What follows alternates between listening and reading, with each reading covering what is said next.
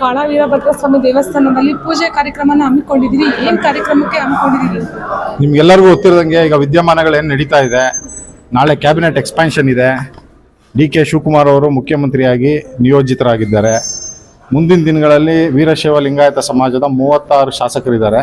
ಅಂದರೆ ಒಂದು 25% of total. ಅವ್ರು 140 ಜನ ಗೆದ್ದಿದ್ದಾರೆ. ಅಂದರೆ ನಮ್ಮವರು 36 ಜನ ಇದ್ದಾರೆ. ಹಾಗಾಗಿ ಅದೇ ರೀತಿಯಲ್ಲಿ ಒಂದು ಪ್ರಾತಿನಿಧ್ಯ ನಮ್ಮ ಕ್ಯಾಬಿನೆಟ್ ಎಕ್ಸ್ಪಾನ್ಷನ್ಲು ಸಿಗಬೇಕು. ಜನರಿಗೆ ಅನುಕೂಲ ಮಾಡ್ತಕ್ಕಂಥ ಪ್ರಬಲ ಖಾತೆಗಳು ಮತ್ತು KPCC ಅಧ್ಯಕ್ಷರು ನಮಗೆ ಸಿಗಬೇಕು. ಉಪಮುಖ್ಯಮಂತ್ರಿಗಳು ನಮ್ಮವರಾಗಬೇಕು ಅಂತ ಒಂದು ಭಗವಂತನಲ್ಲಿ ನಾವು ಕೇಳ್ಕೊಳ್ಳಿಕ್ಕೋಸ್ಕರ ಒಂದು ಪೂಜಾ ಕಾರ್ಯಕ್ರಮ ಹಮ್ಮಿಕೊಂಡಿದ್ದು. ಸರ್, ಈಗ ಎಲ್ಲ ವರ್ಗದವರು ಉಪಮುಖ್ಯಮಂತ್ರಿ ಬೇಕು, ಪ್ರಬಲ ಖಾತೆ ಬೇಕು ಅಂತ ಅಲ್ಲಿರೋದೇ 36.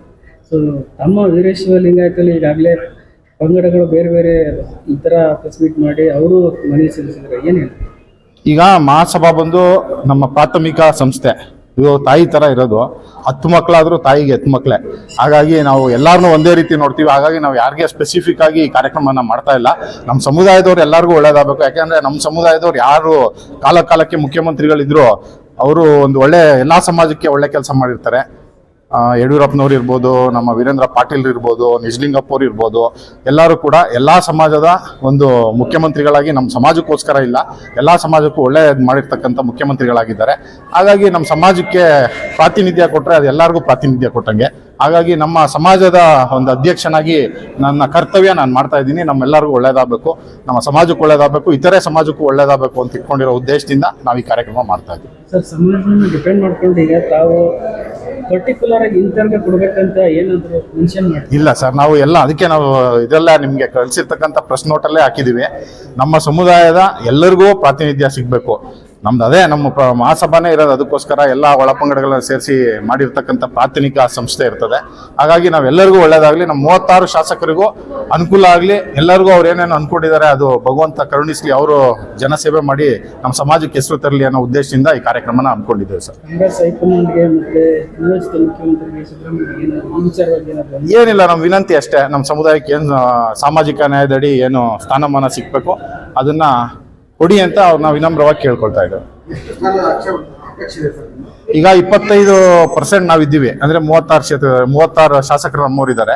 ಅದೇ ಅನುಪಾತದಲ್ಲಿ ನಮಗೆ 9 ರಿಂದ 10 ಬರುತ್ತೆ. ಅಷ್ಟು ಕೊಟ್ಟರೆ ನಾವು ಭಾಳ ಹೆಮ್ಮೆಯಾಗಿರ್ತೇವೆ. ಇಲ್ಲ, ಲಾಸ್ಟ್ ಕ್ಯಾಬಿನೆಟಲ್ಲೂ ನಮಗೆ ಒಳ್ಳೆ ಸ್ಥಾನಮಾನ ಸಿಕ್ಕಿತ್ತು.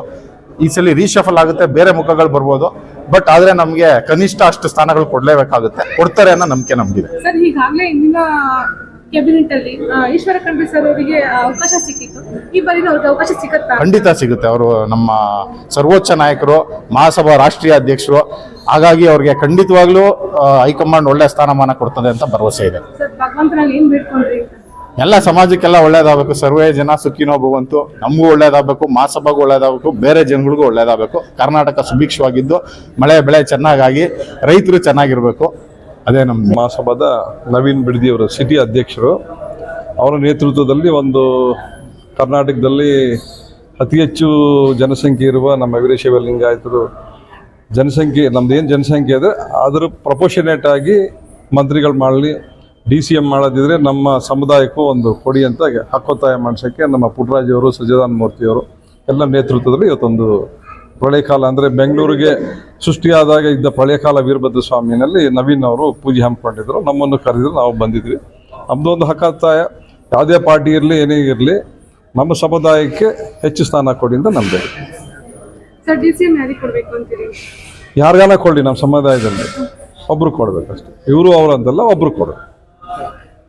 ಭಾರತ ವೀರಶೈವ ಲಿಂಗಾಯತ ಮಹಾಸಭಾ ಬೆಂಗಳೂರು ನಗರ ಘಟಕದ ಆಶ್ರಯದಲ್ಲಿ ಇವತ್ತು ಪ್ರಳಯ ಕಾಲದ ವೀರಭದ್ರ ದೇವಸ್ಥಾನದಲ್ಲಿ ಒಂದು ವಿಶೇಷವಾದಂಥ ಪೂಜೆಯನ್ನು ಆಯೋಜನೆ ಮಾಡಲಾಗಿದೆ. ಈ ವಿಶೇಷ ಪೂಜೆಯ ಉದ್ದೇಶ, ಪ್ರಳಯ ಅನ್ನೋದರ ಅರ್ಥ ಮೊದಲು ತಾವು ಅರ್ಥ ಮಾಡ್ಕೊಳ್ಳಬೇಕು. ಪ್ರಳಯ ಅಂದರೆ ವಿನಾಶ ಅಂತ. ಆದರೆ ಇವತ್ತು ಜಗತ್ತು ಭಾಳಷ್ಟು ಕಷ್ಟಗಳಲ್ಲಿ, ಅಶಾಂತಿನಲ್ಲಿ, ಮತ್ತು ಈ ಕ್ಲಾಸಸ್ಗಳೇನಾಗ್ತವಲ್ಲ, ಕಮ್ಯುನಲ್ ಕ್ಲಾಸಸ್ ಇರ್ಬೋದು, ಬೇರೆ ಬೇರೆ ಕ್ಲಾಸಸ್ಗಳಿಗೆಲ್ಲ ಆಗ್ತಾ ಇದ್ದಾವೆ.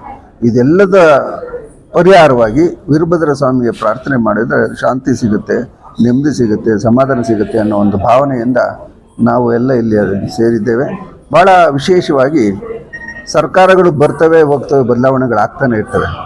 ಅತ್ಯಂತ ವಿಶೇಷವಾದಂಥ ಸರ್ಕಾರ ನಾಳೆ ಸ್ಥಾಪನೆ ಆಗ್ತಾಯಿದೆ. ಯುವಕ ನೇತಾರರ ತಂಡ, ಸನ್ಮಾನ್ಯ DK ಶಿವಕುಮಾರ್ ಅವರು ಅತ್ಯಂತ ಹಿರಿಯ ಯುವಕರು, ಅವ್ರ ಜೊತೆ ನಾವೆಲ್ಲ ಯುವಕರಿದ್ದೇವೆ. ಅವರ ನೇತೃತ್ವದ ಒಂದು ಸರ್ಕಾರ ನಾಳೆ ಪ್ರಾರಂಭ ಆಗ್ತಾಯಿದೆ.